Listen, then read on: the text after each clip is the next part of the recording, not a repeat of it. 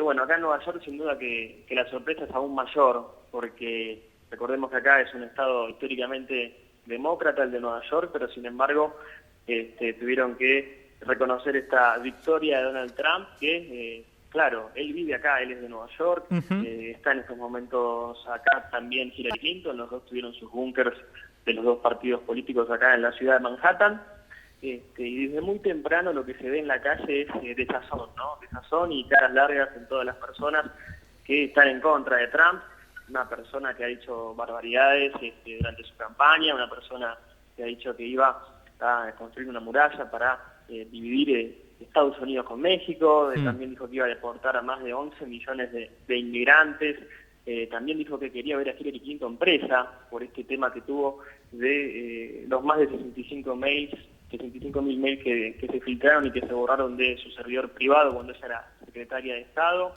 El día todavía no terminó. Donald Trump está en su torre, en su penthouse, una torre impresionante que está sobre la Quinta Avenida, cerca del Central Park, con su familia, pero por ahora obviamente lentamente comienza a digerirse este batacazo, ¿no? De que el nuevo presidente de los Estados Unidos es una persona que nunca antes había ocupado un cargo público, por ejemplo.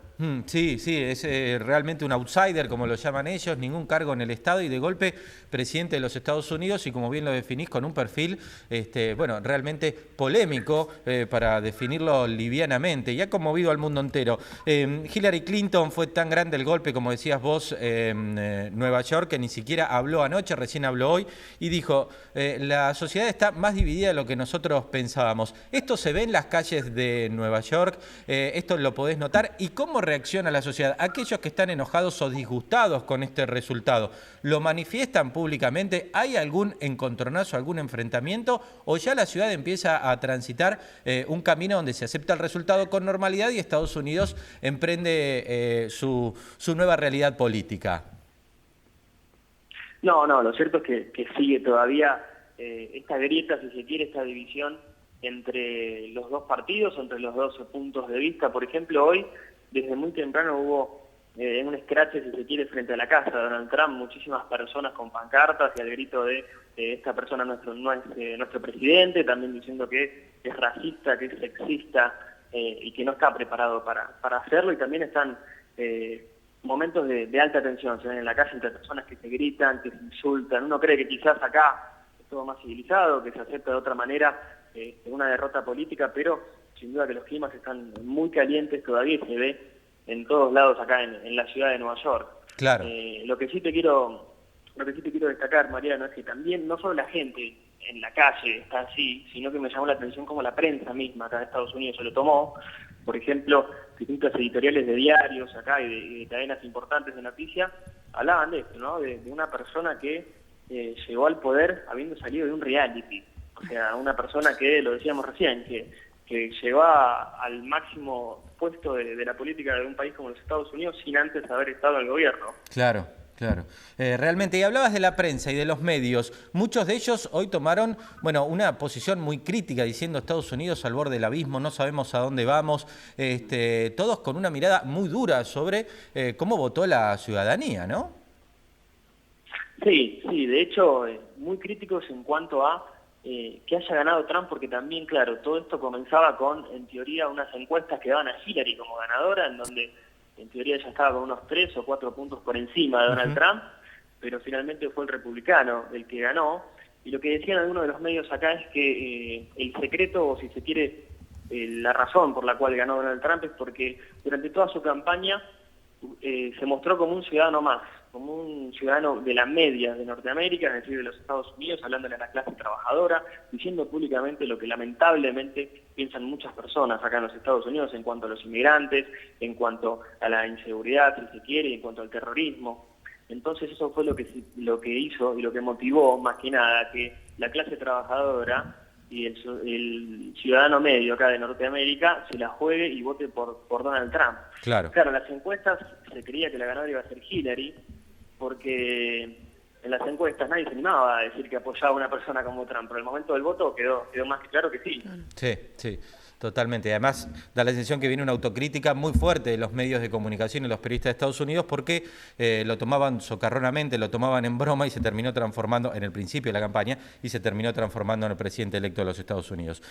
Nacho, como siempre, la gentileza, el abrazo grande desde acá, la gentileza a vos por darnos este panorama y seguimos en contacto. Buen trabajo desde allá y un fuerte abrazo. Dale, bueno, muchas gracias a ustedes y un abrazo ahí, saludos para todos en el piso. Vamos a ver entonces cómo sigue esto y qué va a pasar entonces con esta presidencia de Trump, que en su discurso ya habla de una reelección. Mariano ya dice que quiere que lo voten en el 2020. Muchas gracias.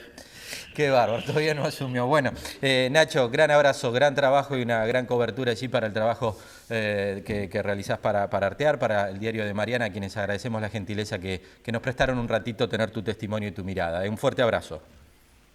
Otro para ustedes. Bueno, Juan Ignacio Juliano, Nacho, para nosotros, un amigo de la casa y dándonos el testimonio de cómo se vive desde Nueva York. ¿Cuál es el clima hoy, el primer día, el día después? Lo que para muchos es una sorpresa, para lo que otros era una cosa esperable, probable, pero que se terminó definiendo. Entrada a la madrugada de la Argentina, pero que ya era una tendencia irreversible. Hasta acá las novedades de cómo está Nueva York, cómo está Estados Unidos hoy, cómo amaneció la ciudad que nunca descansa, Nueva York, donde vive el nuevo presidente electo. Ahora, vamos a tratar de buscarle una explicación. Escuchamos todo tipo de testimonios y como nosotros decimos siempre, es buscar la referencia local, ¿no? Buscar desde la zona norte una opinión autorizada, una reflexión de nuestra región, y en este sentido estamos en comunicación con Guido Rizzo, que es profesor de Derecho Político en la Universidad San Isidro, además es especialista en Derecho Constitucional.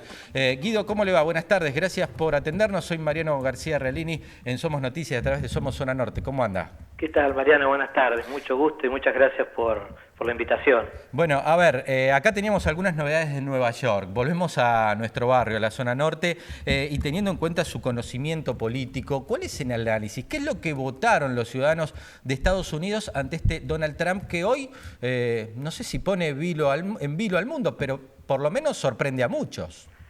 El análisis es menos complejo de lo que uno puede pensar. A ver. Porque en realidad las cosas siempre son menos complejas, ¿no? Los intelectuales pretendemos complejizarlas, pero la realidad tiene que ver con el comportamiento, el aprecio que por la cultura democrática tienen las personas. ¿Y de qué depende el aprecio por la democracia? Básicamente de la forma en que la democracia misma se relaciona con las personas. Es decir, cómo la democracia afecta a sus vidas. Los pueblos, finalmente, le asignan a la democracia el valor que se corresponde con la transformación de su día a día, de su cotidianidad. Dicho de un modo más sencillo, ¿no? ¿Bajo qué condiciones los pueblos evalúan, los ciudadanos evalúan a la democracia? Ajá. Y lo hacen en función a la democratización de sus propias vidas. Es decir, todos sabemos que se han democratizado las burocracias estatales, los procedimientos, pero la pregunta es si el ciudadano observa que su realidad personal se democratizó. Ajá. Y la pregunta es si hoy nosotros podemos afirmar seriamente si realmente se democratizó nuestras vidas, si se democratizó la forma de trasladarnos, de alimentarnos, de educarnos, de cuidar nuestra salud, de conseguir empleos, o por si el contrario, hay medios de transporte, clínicas, trabajos, hasta barrios, diría, para pobres y para ricos. Es decir, el acceso a la vivienda, a la salud, es igual para todos, se democratizó efectivamente. Y la respuesta es que no. Por esa razón es que las democracias están sufriendo una grave crisis de representatividad en todo el mundo.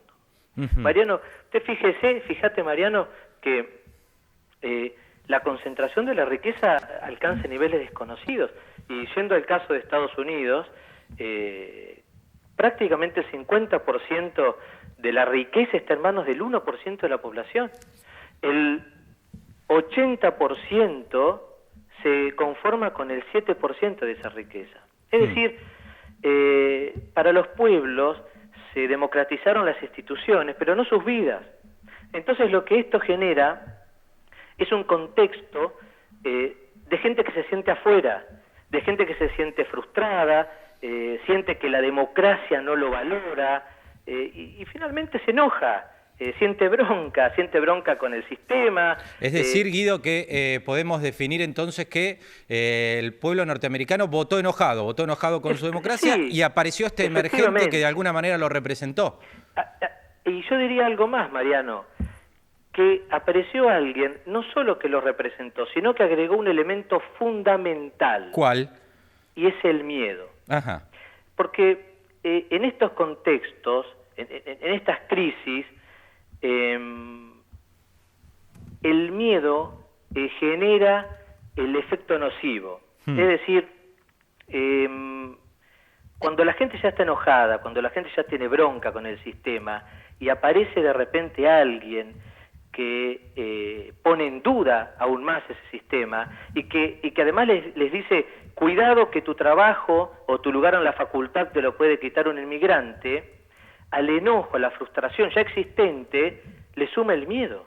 Y el miedo ha sido históricamente el gran peligro de la democracia. Cuando los pueblos, cuando la gente actúa por desesperación, cuando actúa por miedo, lo hace irracionalmente. Es una combinación letal. El enojo, la bronca y el miedo es una combinación muy peligrosa. Ahora, Guido, yendo ya, este es un análisis por demás interesante que has planteado. ¿Qué esperamos de Trump? ¿Es toda esta alarma que se está hablando en el mundo, que no se sabe qué pasa cuando asume, qué se va a desatar, qué va a ocurrir con la economía, sobre todo cómo reaccionaron hoy las bolsas y los mercados, que eso era tal vez esperable, o ya empieza a bajar su tono de conflicto, apareció un Trump más moderado y va a ser una cosa un poco más normal, para definirlo simplemente de alguna manera para nuestro televidente? Va a ser una cosa más amena de lo que planteó en campaña, que parecía muy alocada alguna de las situaciones que planteó. Lo que vos señalás es correcto, porque hay una distinción entre el mecanismo de acceso al poder, es decir, el discurso que yo utilizo para acceder al poder, y luego el discurso que yo necesito para mantenerme en el poder. Claro. No siempre esos discursos coinciden. Muchas veces el discurso de acceso al poder, en este caso decíamos que se accede con un discurso que vincula, que se aprovecha, que es consciente del enojo y de la bronca con lo institucional, a lo cual le suma el miedo, ¿no? Este es el discurso que se utiliza para llegar.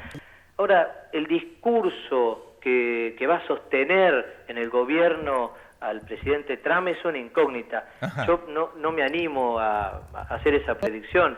Sí tengo mis deseos y mis esperanzas, claro, y creo que como todos pretendemos que este discurso cambie, porque estamos hablando finalmente de un discurso con un fuerte contenido xenófobo, racista, es decir, es un discurso que el mundo conoce, es decir, tal vez sea nuevo para algunos de nosotros o para ciertas generaciones jóvenes, pero el mundo sabe que este es un discurso viejo, el mundo lo ha visto, el mundo tiene memoria, pero sabemos entonces, lo que sucedió en Italia, en Alemania, en aquella época de mitad del siglo pasado, con los discursos racistas, xenófobos, claro, homofóbicos, sabemos, de modo que uno tiene ya un instinto de supervivencia y una esperanza para que esto no transite ese camino, porque sabemos cuál es el resultado. Bien, Guido, no, entonces para ir redondeando, entonces está bien lo que se plantea en muchos lados, decir que hay una incertidumbre, que no sabemos qué es lo que va a hacer realmente este hombre cuando asuma, que es una verdadera incógnita. Sí, a ver, si uno es totalmente racional y analítico, debería esperar que aquel discurso de campaña se aplique en la gestión, digamos. Eso sería lo lógico y analítico. Ahora, no es lo deseable, ¿no? Se da esta paradoja, que sería lo lógico, pero no lo deseable, porque estamos hablando de un discurso con estas características. Entonces, bueno, uno ya pretende otra cosa, ¿no? Desea otra cosa. Es una incógnita con un capítulo abierto que se irá revelando a medida que pase el tiempo.